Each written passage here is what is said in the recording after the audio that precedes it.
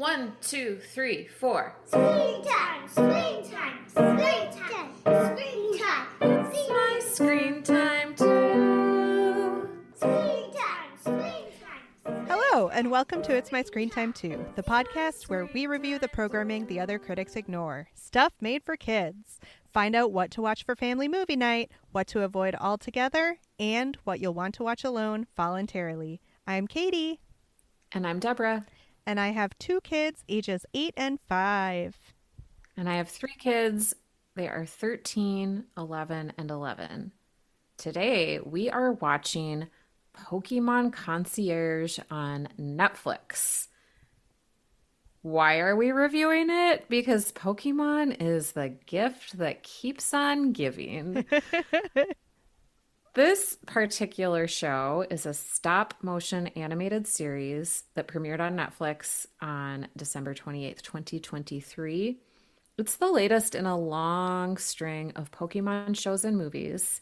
This is a remarkably enduring franchise that seems to get its hooks into each new generation since Pokemon were hatched in 1997.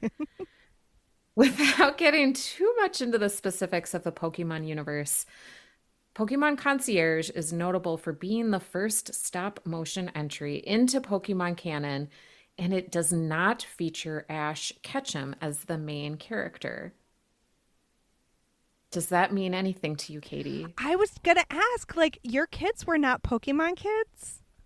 They were totally... My kids love Pokemon. Okay. But you are not Pokemon conversant. I know very few Pokemon. Embarrassingly few Pokemon. Ash Ketchum is like the kid from the Pokemon shows. Like, he's the one who has Pikachu on his shoulder all the time. Right. And he's not in this one, and that is a big deal. Yep, big deal. So there are only 4 episodes so far. They're around 15 to 20 minutes each, and we watched 2 episodes for this review. The series is aimed at kids starting in the early elementary age range. The plot summary, according to Wikipedia, is Haru, a new concierge at the Pokemon Resort, aspires to provide her Pokemon guests with the most fun and restful vacation they could ask for. Before she can do that, however, she's got to learn how to relax herself. All right, the upfront question, is this good for kids? Deborah, what makes this show okay or good for kids? I think it's fine for kids. It was like totally a gentle plot. Very soothing. I found the animation to be beautiful. For kids who are really into Pokemon, I'm not sure this will do it for them, though. Yeah, the Pokemon world is super charming, but it is still all about battles. So this has all the charm, but none of the fighting, which could go either way with your kid. Like, if your kid is already sucked in and loves the battle aspect of Pokemon, they might be a little bored. Right. And there just aren't that many Pokemon. One of the fun things about Pokemon is to collect the cards, get the encyclopedia, spend a good portion of your brain capacity memorizing like the different types and what is it called, evolve into, and all the powers that they have. And there was not much of that in Pokemon Concierge. Right.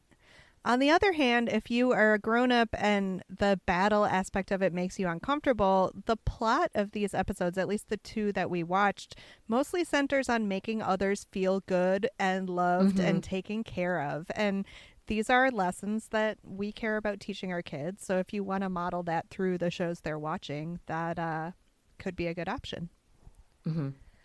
What do you think might make this inappropriate or otherwise bad for kids, other than the fact that they might miss the battling? I couldn't really find anything objectionable in it. I thought it was a very soothing show. Agreed. I thought it was a little weird. Also agreed. And I sort of wonder if that's because it's a Japanese import and we're like missing some things in translation a little bit. Or just I have ignored so totally the Pokemon universe that I just wasn't all that up to speed. I don't think it's the latter because I am pretty up to speed and this was just a total departure. Okay. So, with that in mind, did you like it? I did like it. What did you think? I liked it. I liked it not only for me, but also for my kids. I liked it for both of us because you know, Deborah, and longtime listeners of this podcast know that I love stop motion animation. I am fascinated by the art form. Yep. I love it when people try things. I love it when it looks weird. This is Katie catnip. So most of the time when we're doing this, it's my screen time too, right? Our goal is to try and meet our kids where they are. We try to like what they like screen time wise. We try to find the things that we like in it. And this was almost the opposite. It was taking something that they already like, Pokemon, and filtering it through something I like, stop motion animation. It was like this perfect amalgam. I also loved the fuzzy Pokemon. How Oh my cute is a fuzzy gosh. Pokemon? They looked like, do you know the craft felted animals? What are they Ye- called? They have like a whole world. I don't know, but they looked to me like felted animals, Yeah. which are, you just want to squeeze them. Mm-hmm. They Yeah, they were looked even adorable. snugglier than like watching years of the cartoon Pokemon. I mean, you've always wanted to give some of these Pokemon hugs, and now you just want to do it more. They were even more appealing than like the plush versions that you can buy at like a Target. Yeah. All right. Why isn't this show for grown-ups? What was hard for you as a grown-up to connect with because it's not made for you? Okay.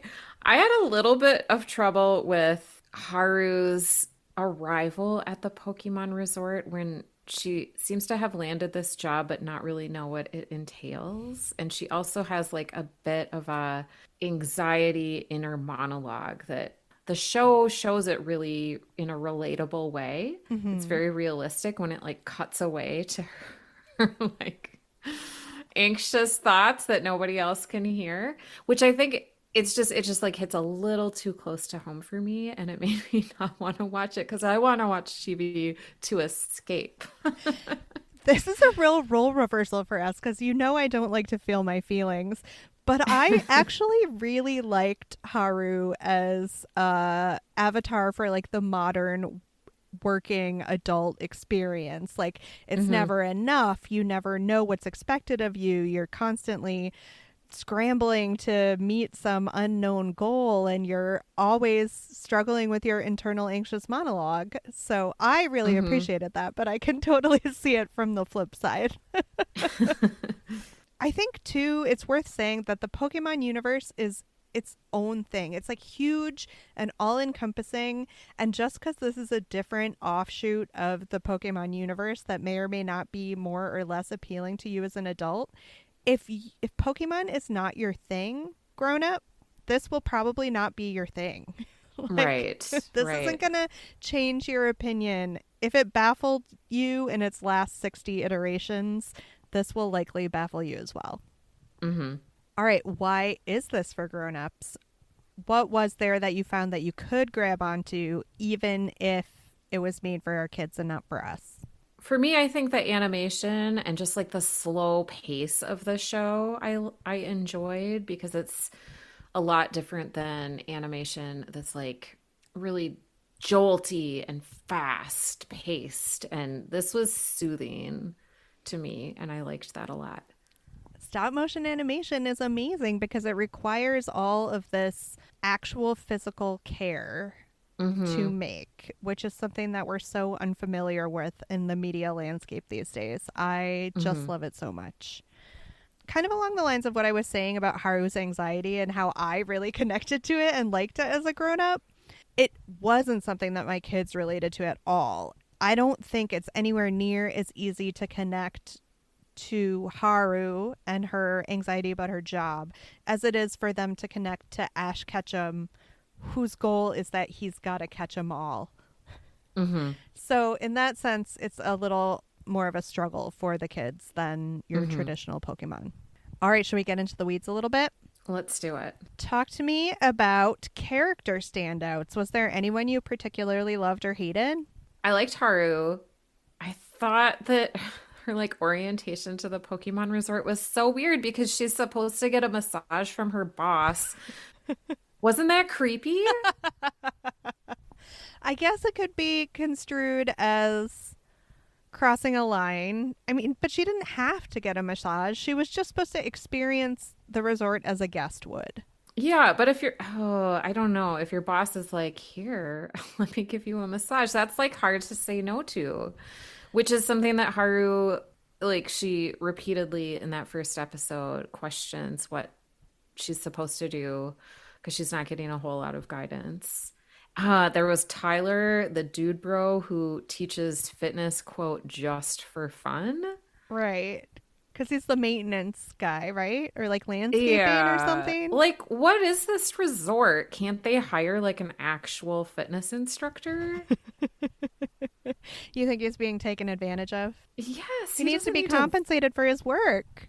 volunteer. Yeah. He also seems Uh, to do all the cooking. He's a busy right. guy, this dude bro, in his cargo How khakis. there's like four employees Right. that we've met, And and one this of is them is part time. so is this more like a Airbnb situation? No, like a bed and like an actual bed and breakfast. It's not a full resort if they only have three employees and one part-time employee. But its footprint is so large. It has to be a proper resort. I mean, did you see that pool? I don't think we're talking bed and breakfast here. Yeah, they need a pool person. I think they've probably just not showed us the other staff because, in addition to being charming and handmade looking, stop motion animation is also harder to fill with extras. Yeah. The other character that endeared themselves to me was Psyduck in Mm-hmm. that second episode. He had a real moment at the end of that. That was nice. Yeah, I really liked the focus on Psyduck because that's a Pokemon that I didn't know well. In fact, the vast majority of the Pokemon that we saw in these first two episodes were not the popular Pokemon mostly that you saw in the Hmm. other shows, with the exception of like the Bulbasaur. But it was a lot of Pokemon that, I don't know, you got to see as opposed to just reading about in the encyclopedia. Right. And how cute was Psyduck's little musical cue? That was very Really sweet. cute. Yeah. Hmm. Any thoughts on the writing? Not really. I mean, on my TV, you could like watch it with Japanese subtitles or English dubbing. So I always wonder when it's like something made somewhere else in a different language, what I'm missing in translation. But so I thought the writing was fine. I mean, that wasn't really the point. The point was the fuzzy Pokemon, right? Right, right. I'm curious what you thought of the 4 episode structure. So it's clearly meant to be consumed together, this 4 episode block, because they're so short. And it's about Haru's growing relationship with Psyduck. Like, she's learning she's worthy of a Pokemon loving her, and she's learning to Hmm. relax. So other Pokemon shows do this, but over a much longer period of time. Like, I can't exactly quote to you how long the average season of a Pokemon show is, but it's not 4 episodes. It seemed so short to be Hmm. noticeable. Like, I want to know what the plan is for the future, if this was some sort of experiment and they want to see what the reaction to it is before they make more because it is so labor intensive. It just seemed like an odd choice to only do 4. And to release it as 4 episodes instead of like an hour long film, which for streaming, you can make anything any length that you want. Exactly. And Pokemon has done this. They have movies of various lengths out there. But It this was a way to break it up for like a younger viewer or just like a weeknight show where you're like, let's take 20 minutes, consume this thing, calm down time. So it works for me that way. That's But I true. would, I mean, if it's going to be like a show, I would like more like 10 episodes. Yeah, it really left both me and my kids wanting more. Hmm. And there's no indication that there will be more. Hmm. But you're right, it is good for the calm down period for the preschool set. That is something I did not consider. All right, so the last thing on our doc is thoughts on the look of the show and to talk about the animation style, which you know that I've been doing throughout. The only remaining question I had for you about the stop motion animation is how you felt of the look of the human characters. Pokemon, adorable. Fuzzy, want to cuddle them all day long. Human characters, quite plasticky looking. That is exactly what I thought. And they looked a lot like Playmobil set people. Oh, interesting. Yes. With their like extremely skinny, kind of stiff legs and arms. Mm-hmm. So I didn't enjoy that as much as the Pokemon. And the plants and buildings also had that plasticky, high, like very stylized look to them. Although I objected to that less. Mm-hmm. And I think maybe it's because I just have consumed so much animated Pokemon content, like traditional 2D animated Pokemon content, that just seeing the physicality of the exteriors, even though it wasn't real, felt real.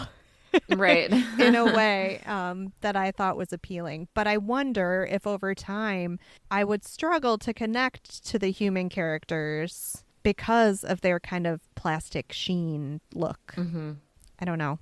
Maybe we'll never find out because these 4 precious episodes are all we'll ever get.